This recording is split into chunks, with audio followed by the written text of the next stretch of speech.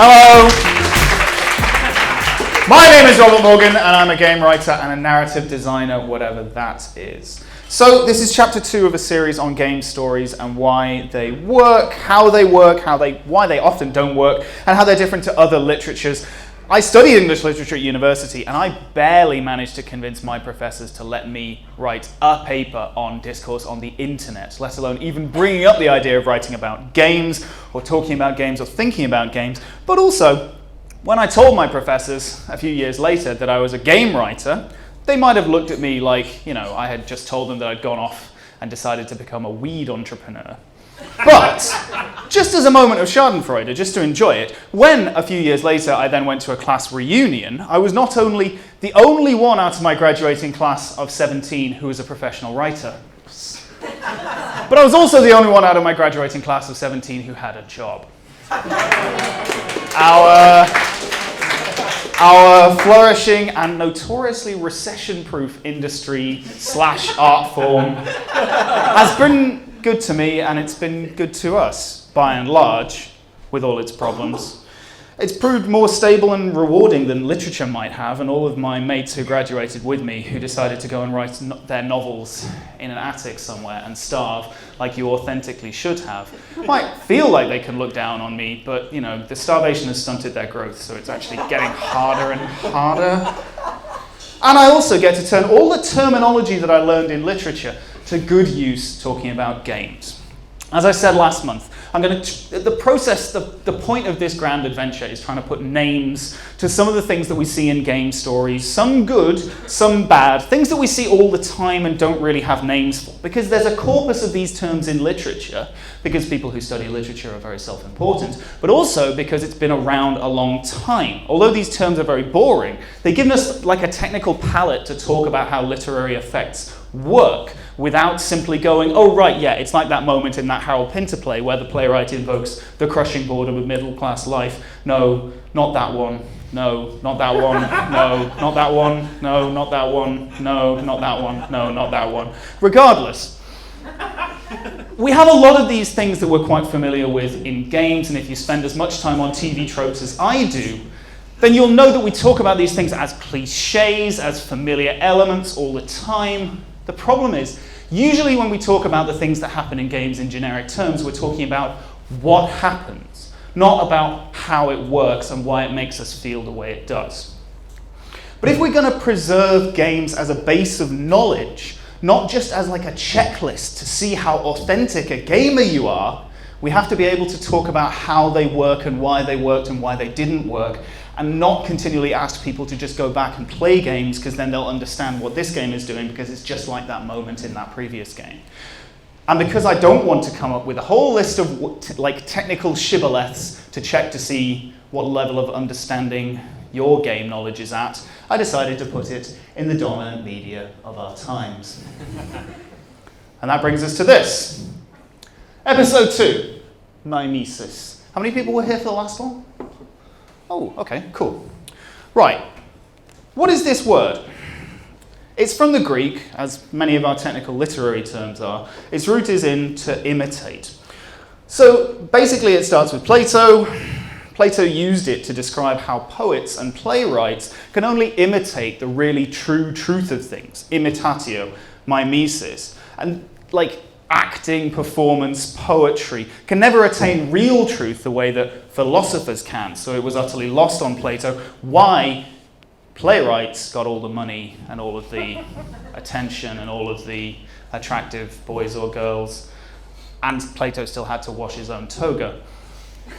Aristotle, subsequently, who actually gave a shit about art, argued that as humans we're kind of inclined to create artworks in imitation of reality, and he used the same word, mimesis. He argued that the imitation of reality is what allows us to empathize with the characters in the work, but also that you kind of have to have a certain distance at the same time. Unreality is also required, because he literally said, tragedy is only fun, tragedy is only cathartic, because it's not happening to you.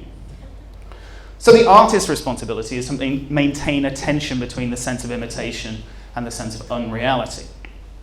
And then later literary critics kind of adopted this word to describe when one art form was kind of imitating the sensation of another. So, and yes, I was required to do this at university, to kind of try to break down how theoretically the rhythm of the lines in this, The Charge of the Light Brigade, are supposed to evoke the pounding rhythm of horses' hooves as they charge. Yes, this is the accepted literary consensus on why it's written the way it's written, because of mimesis.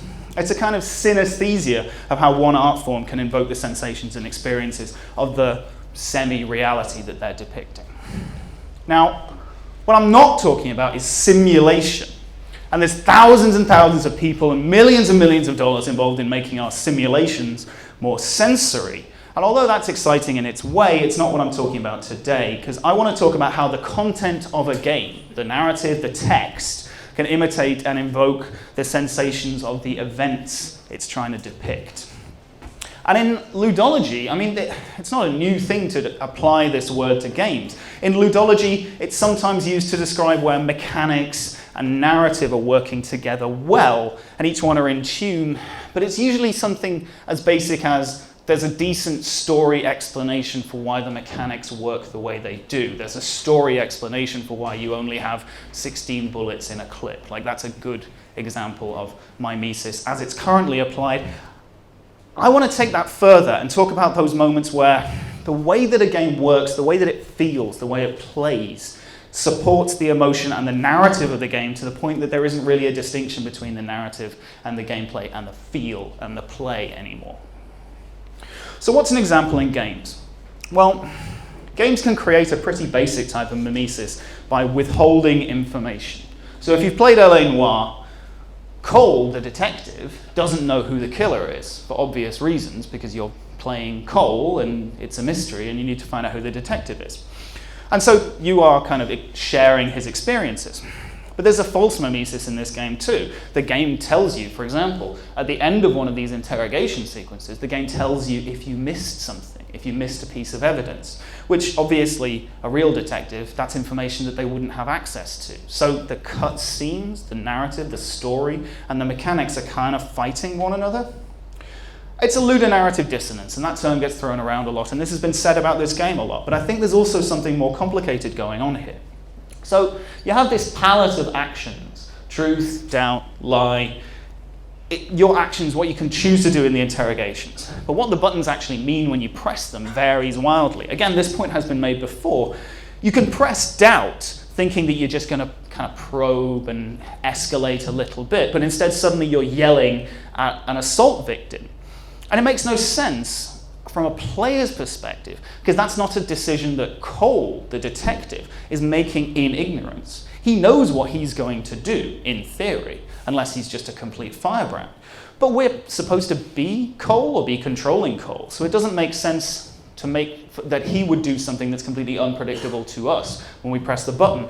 If we were positioned as Cole's cigar-chewing boss, and like an external figure who has limited control over Cole and orders him to, okay, give that witness a bit of a harder time, and then, oh my God, is horrified because suddenly all the furniture is broken. It would make sense to have that kind of relationship between the button press and the consequence, but we aren't. You're off the case, McGonagall. But in Dragon Age and Mass Effect, you choose a sentiment, you choose from a list of options, but what's said isn't exactly what you picked. It's an elaboration, or it's an expression of it. You pick the sentiment, but then what's said is kind of a different take on it, or a more full take on it. You pick a sentence fragment, you pick a summary of a feeling or an opinion, and then the character articulates it more fully, and perhaps even makes a joke that you hadn't anticipated or hadn't thought of. Occasionally you're surprised. And on the whole, it works well. And I reckon this is because of mimesis.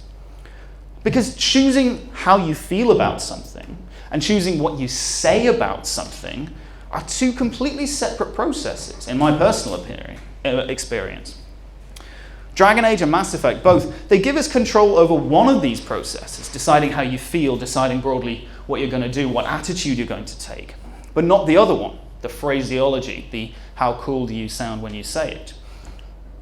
And I reckon this is because in Mass Effect especially, You decide what you feel and what you'll do. That's the agency. But it's always Shepard in Mass Effect who does it.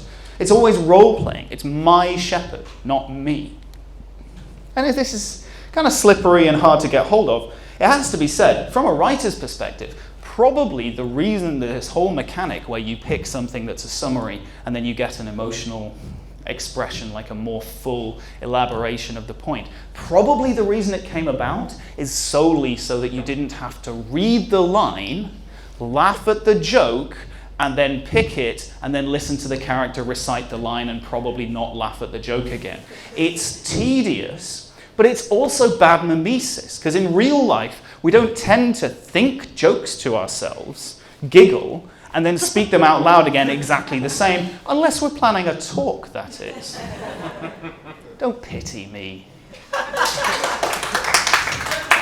But this also introduces another element of mimesis, right? Slippage between intent and action. An element of uncertainty between intent and action. Now, ironically, action games actually provide a mimesis all the time. That's of this particular phenomenon, of the idea that you can intend something, and then something different is the outcome. We set out, particularly if you go into a battle scene, the plan is the first casualty of warfare. We set out with something grand in mind, and then we cock it up slightly, or it gets cocked up due to an unexpected element, and then we have to adapt. And really good action games successfully provide a mimesis of that sensation, partly through scripting and partly through properly emergent gameplay. When they get it right, it really works. By contrast, it's often the action games which have no room for slippage, where the only way to succeed is the absolutely rightest way, coolest way, and it guides you into it, makes you look really cool while you're doing it.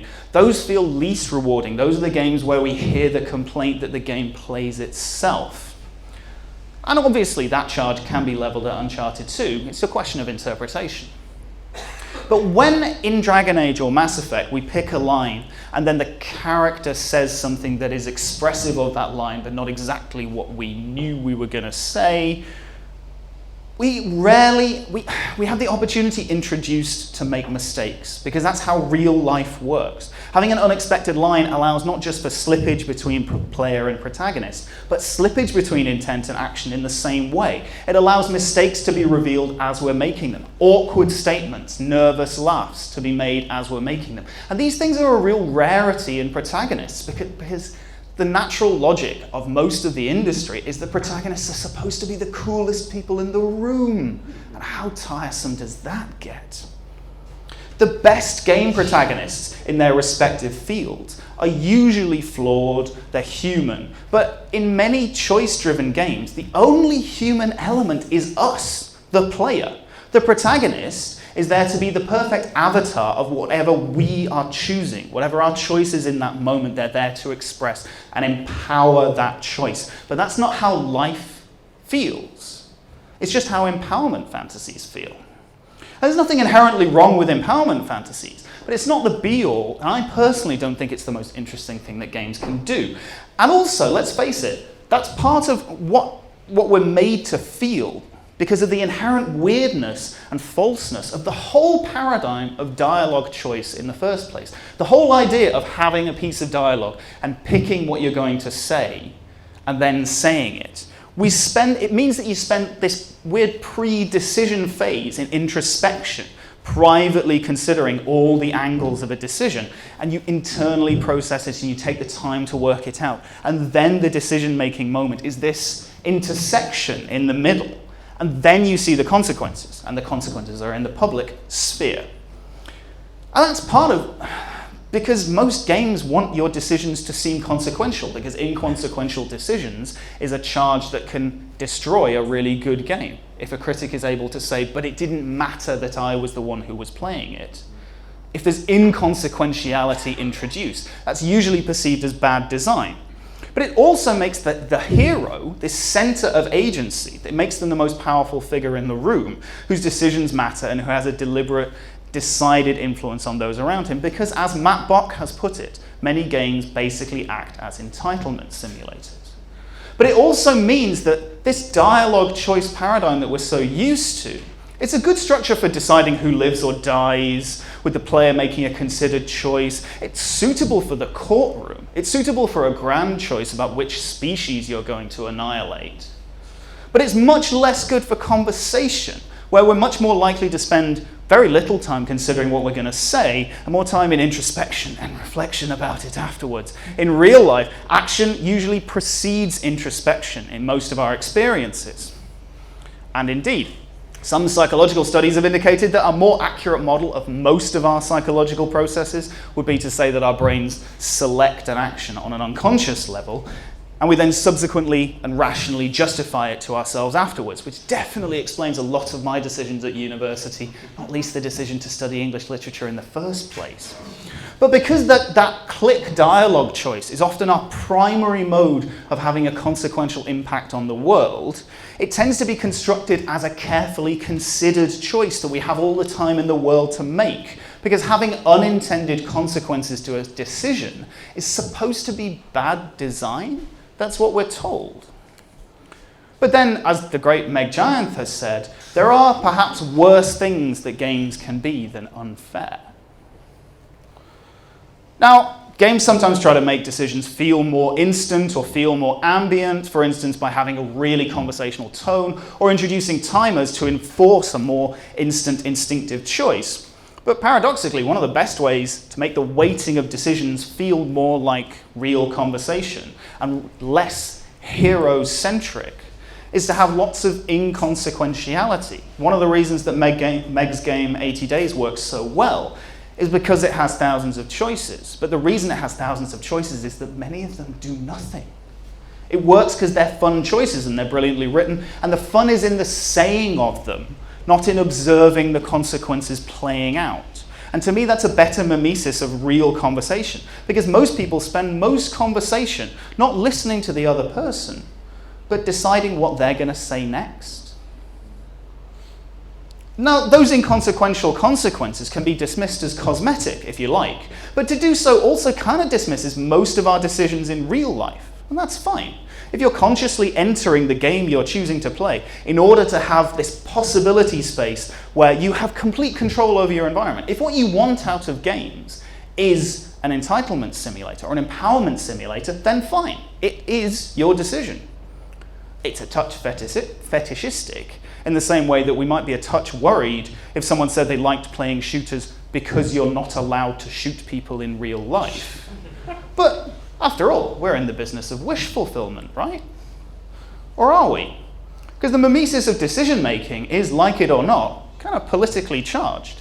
Even if you argue that when you played No Russian, the decisions you made while playing it don't matter and don't have political impact, the developer's decision to give you that choice definitely has a political impact. There's another literary term, the one that gets thrown around a lot less than mimesis, ustranение. It's Russian, and anybody, please do correct my pronunciation. It means strange making or disassociation. It's first used to refer to a Chekhov short story called Kolstomer. It's about a horse, and it's from the perspective of a horse, and the horse's unusual perspective and lack of understanding of the human rules of his environment reveals to us the fundamental illogic and injustice of many things that as humans we routinely justify, like the beating of horses, or indeed the beating of children. And if games have this unparalleled capacity to make us feel what we're doing, to feel empowered, to create a mimesis of a story or a fantasy, games definitely also have an unprecedented ability to make things seem so strange that they give us a new perspective on things we'd otherwise take for granted. Journey lacks conventional objectives, and so it draws our attention to how our attention is drawn to things in games, but also in life. How is our attention drawn to things when they don't appear with exclamation marks over them? Mass Effect and Dragon Age estrange us just enough from the exact nitty-gritty of what we're going to say that we end up playing a hybrid of ourselves and someone else. It's my shepherd, which is one of the best mimeses of role-playing, the actual process of role-playing out there. Games give us the opportunity to play strangers. And again, as Meg has pointed out, many games give us the opportunity to play as oppressed minorities, whether that's elves or indeed humans. Yet, most games, including the recent Division, a game which I really enjoy, when they allow you to choose a race, they generally take a pose of race blindness, and the fact of your racial choice is never commented upon and doesn't really impact anything that happens to you as a character. And there's a definite argument for handling it that way, but it also robs us of the opportunity to experience life from the perspective of another race, even if that's merely filtered through the perspective of the game's developer. And there's definitely pro and anti arguments to this whole thing. For example, a lack of blindness can be taken too far too. If you just look at the emphasis on your female identity in the Catwoman sections of Arkham City, which in my opinion goes too far in showing the villains to be not just aware of your gender, but kind of obsessed with it, and you get this continuous barrage of gendered terms and sexual threat. It's kind of unpleasant. But where it becomes really difficult is where the argument is made that these are developmental decisions that can be made without an agenda, without a political impact, that these are just games. They're places we go to escape reality and get something we can't get elsewhere, like real control over our environment.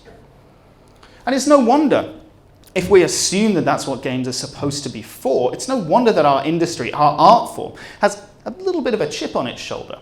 When one moment we're demanding that they be taken seriously as art, and the next we're insisting that they can't be held up to social and political judgment. The fact is, games have this radical capacity to make us feel the consequences of our actions, the impact of realities, or to isolate us from everyday assumptions and make us see the world in a completely new way. They can invoke a sensation while we're playing it, or they can take it away, or they can give us something that's the last thing that we expected.